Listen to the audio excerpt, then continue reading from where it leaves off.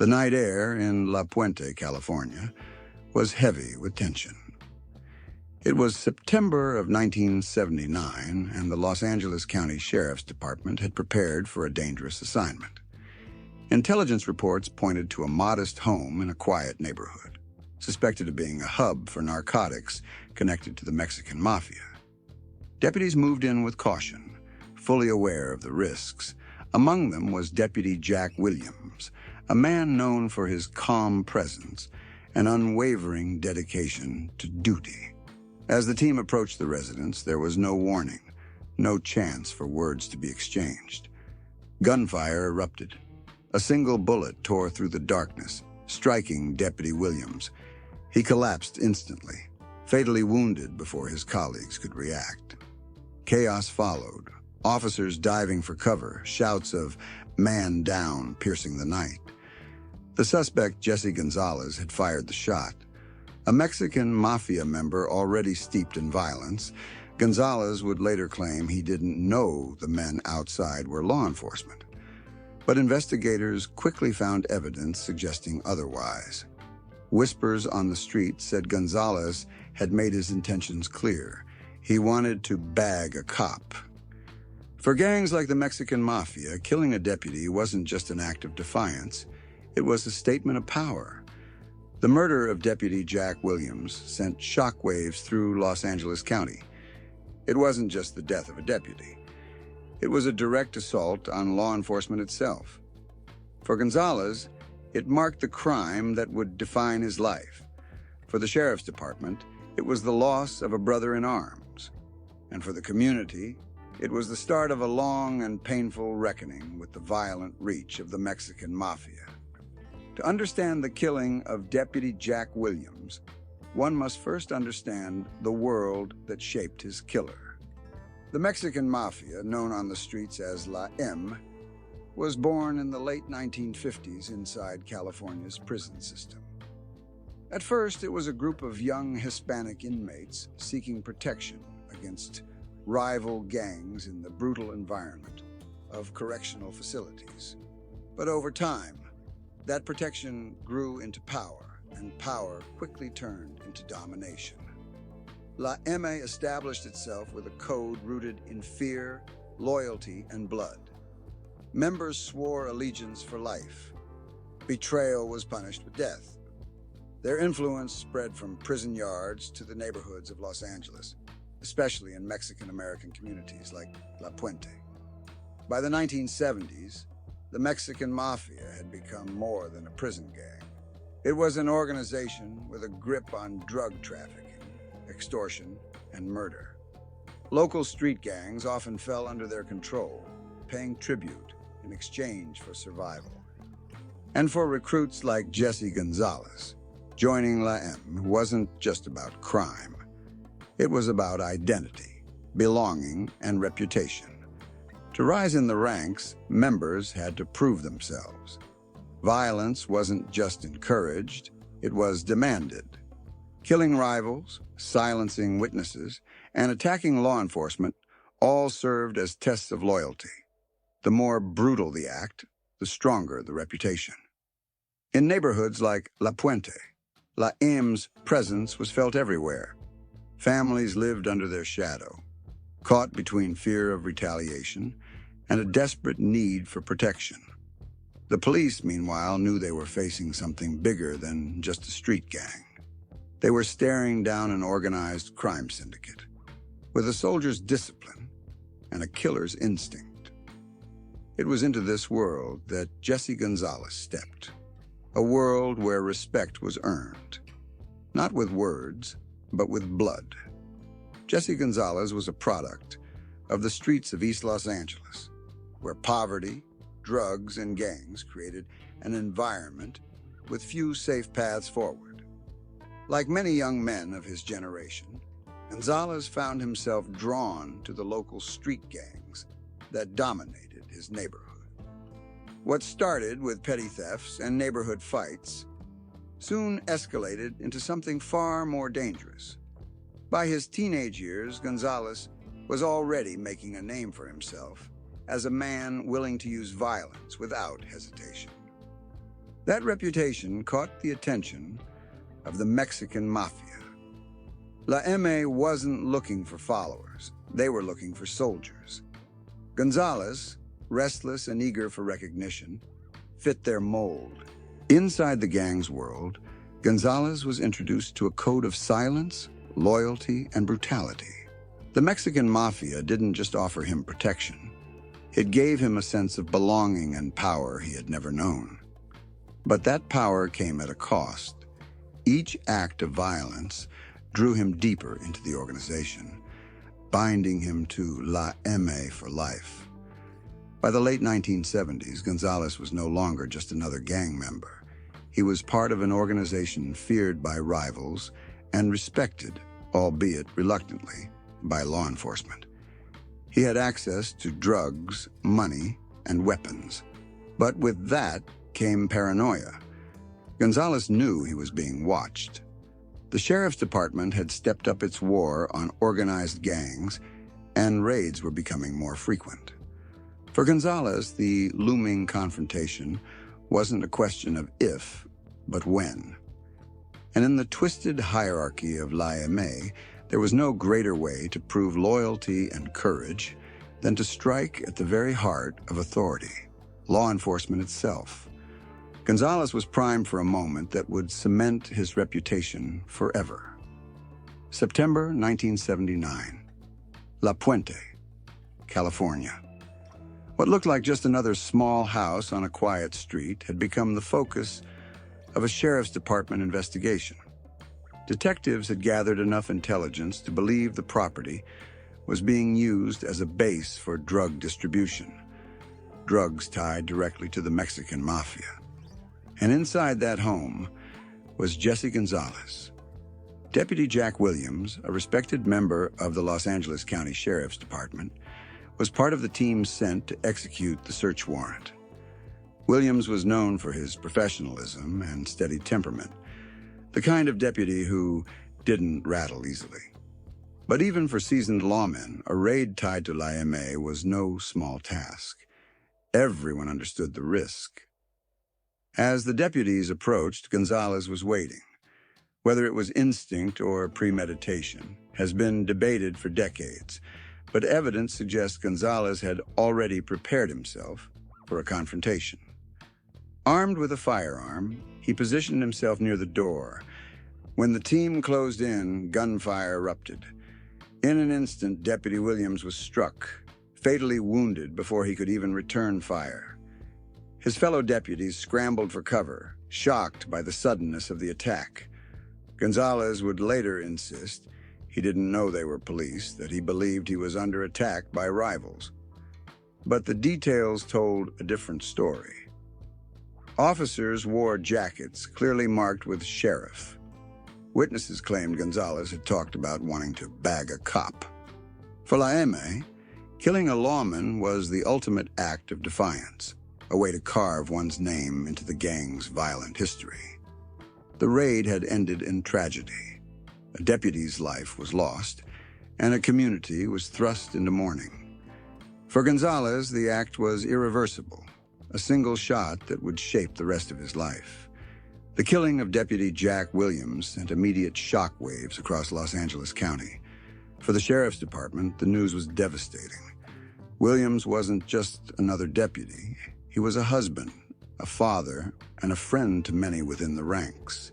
His sudden death, gunned down while serving the community, was a reminder of the dangers every lawman faced but hoped never to encounter.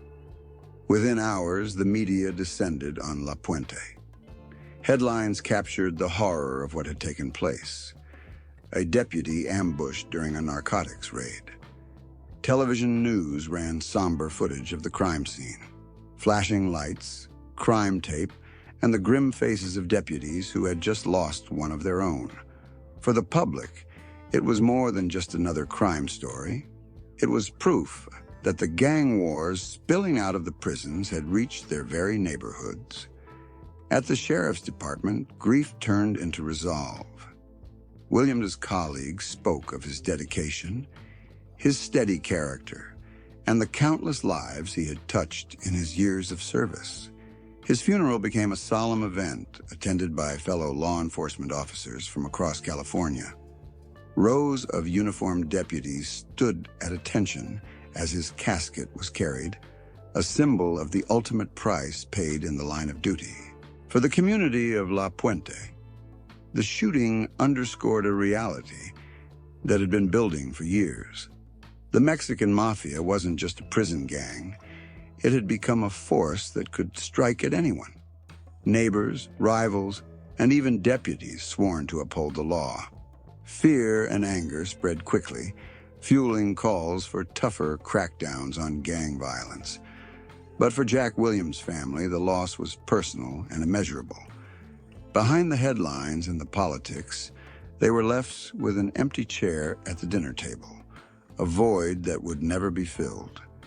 In the aftermath of the shooting, the Los Angeles County Sheriff's Department moved quickly to build a case against Jesse Gonzalez.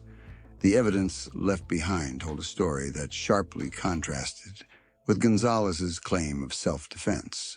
Inside the home, deputies recovered drugs, weapons, and ammunition, clear signs of a gang safe house.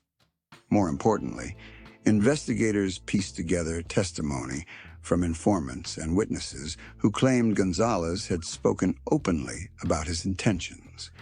He had allegedly bragged about wanting to bag a cop, a phrase chilling in its simplicity. For La M members, it wasn't just bravado. It was a way to win respect, to show they were willing to go further than anyone else. Prosecutors leaned heavily on this narrative. They argued Gonzalez knew the deputies were law enforcement officers, pointing to their clearly marked jackets and the presence of squad cars outside the residence. They emphasized that Gonzalez fired without hesitation, suggesting a deliberate act rather than a split-second mistake. Yet the case wasn't without challenges. The Mexican Mafia had a long reach, and witnesses were often reluctant to come forward. Fear of retaliation loomed large, especially in communities under La M's influence. Still, detectives worked relentlessly, tracking down anyone who could testify to Gonzalez's state of mind in the days leading up to the raid. The prosecution painted Gonzalez as more than just a street criminal. They framed him as a soldier of a violent organization, willing to execute a deputy for status. His defense, meanwhile, insisted he had panicked, believing rival gang members were attacking. But as the case progressed, the evidence began to stack heavily against him. The murder of Deputy Jack Williams was not random, prosecutors argued. It was calculated, the work of a man who wanted to send a deadly message. By 1981, Jesse Gonzalez was standing trial for the murder of Deputy Jack Williams. The courtroom was packed with spectators, law enforcement officers in uniform, reporters eager for headlines, and a community desperate for justice. The atmosphere was tense, charged with emotion. This wasn't just about one killing, it was about a larger war between law enforcement and the Mexican Mafia. Prosecutors presented their case with methodical precision. They laid out the sequence of events from that September night, showing how deputies clearly identified themselves before entering the La Puente residence. They produced the firearm used to kill Deputy Williams and highlighted Gonzalez's alleged boasts about wanting to kill a cop. Witnesses testified that Gonzalez had been expecting police and that he welcomed the chance to prove himself to La M. The defense, however, tried to paint a different picture. Gonzalez's lawyers argued he had no idea law enforcement was at his door. They suggested he believed rival gang members were storming the house and that his shot was a split-second act of survival, not a premeditated attack. They pressed on the fear and chaos of the moment, hoping to sway the jury toward a lesser charge. But the jury saw through the defense. After days of testimony and deliberation, they returned with a guilty verdict for first-degree murder. The courtroom fell silent as the decision was read aloud. In the sentencing phase, the gravity of the crime weighed heavily. The killing of a deputy in the line of duty demanded the harshest penalty. In 1981, Jesse Gonzalez was sentenced to death. For the family of Jack Williams, it was justice served, though no verdict could undo the loss they had suffered. For Gonzalez, it was the start of decades behind prison walls, defined by a single, irrevocable act. The conviction of Jesse Gonzalez did not end the threat posed by the Mexican Mafia. In many ways, it underscored just how dangerous and deeply rooted the organization had become. By the 1980s, La M was no longer just a prison gang. It was a criminal empire operating both behind bars and on the streets of Southern California. Inside California's prisons, the Mexican Mafia exerted total control. They dictated who could sell drugs, who could live, and who would die. Outside, their influence stretched into neighborhoods like La Puente, East Los Angeles, and beyond. Street gangs became extensions of La M, forced to pay taxes, deliver profits, and enforce rules on behalf of the prison-based organization. Killing a law enforcement officer, as Gonzalez had done, only strengthened La M's reputation for ruthlessness. It sent a chilling message. No one was untouchable, not even deputies sworn to uphold the law. To law enforcement, Gonzalez became a symbol of the escalating war. To gang members, he was proof that striking at authority could elevate one's standing. The 1980s brought an explosion of drug trafficking, with La M at the center. Heroin, cocaine, and methamphetamine flooded into communities, fueling addiction and violence. Drive-by shootings, turf wars, and murders became routine, and the Mexican Mafia orchestrated much of it from within prison cells. For police and prosecutors, the challenge was immense. The Gonzalez case showed that even when a member was locked up or sentenced to death, La M's power persisted. The organization thrived on fear and intimidation, making it nearly impossible to dismantle. The shadow of La M loomed large, and Jesse Gonzalez's crime became part of a larger narrative. An era when gangs were no longer just local nuisances, but organized syndicates waging war against the state itself. After his 1981 conviction and death sentence, Jesse Gonzalez was transferred to California's most secure prisons. Decades would pass as he sat behind bars, surrounded by the same organization that had shaped his life, the Mexican Mafia. On death row, Gonzalez's days were marked by the monotony of confinement, appeals, and the slow grind of the legal system. Over the years, Gonzalez filed multiple petitions to overturn his conviction. His defense teams raised questions about jury selection, about the fairness of his trial, and about whether he truly knew law enforcement officers were at his door on that September night in 1979. But each attempt to alter the outcome met the same result: rejection. For the family of Deputy Jack Williams, every new appeal reopened old wounds. Each court date reminded them of the loss they had endured, the life taken far too soon. Yet they remained steadfast, determined to see Gonzalez held accountable until the very end. In 2023, more than 4 decades after the murder, Gonzalez returned to court with yet another request to have his conviction overturned. This time, he argued procedural errors and shifting legal standards should grant him relief. But the judge's ruling was clear. The evidence against Gonzalez remained overwhelming, and his guilt beyond doubt. The request was denied. For law enforcement, the decision was another affirmation that justice had prevailed. For Gonzalez, it meant he would remain where he had been for nearly his entire adult life, confined within prison walls, awaiting a sentence that may never be carried out, but will never be erased. The denial closed another chapter in a case that had haunted Los Angeles for over 40 years. A reminder that while time moves forward, the impact of one act of violence can echo for generations.